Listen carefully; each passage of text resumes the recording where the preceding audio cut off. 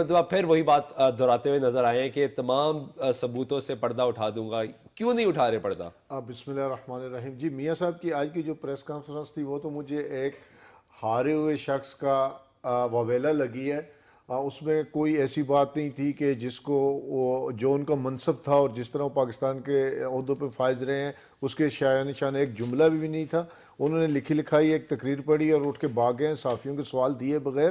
میں سمجھتا ہوں کہ میاں نواز شریف کی یہ جو دھمکی ہے یہ وہ بٹو والا تاشکن والا جو ایک قصہ تھا جی میں تاشکن کو باہر لے آؤں گا آج تک نہیں آ سکا.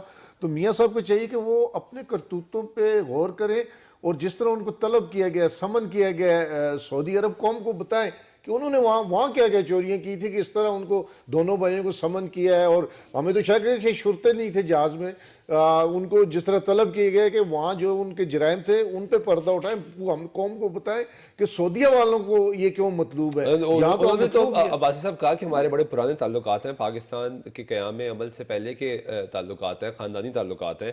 تو اس پہ اتنا واویلا کیوں مچایا جا رہا ہے؟ نہیں دیکھیں وہ نواز شریف سابقہ وزیر اعظم ہیں اور شہباز شریف موجودہ وزیر اعلیٰ ہے اور وزیر اعلیٰ کی حیثیت سے قوم کا یہ حق ہے ان سے پوچھے کہ وہ سعودیہ کیوں گئے تھے یا ان کو کیوں طلب کیا تھا.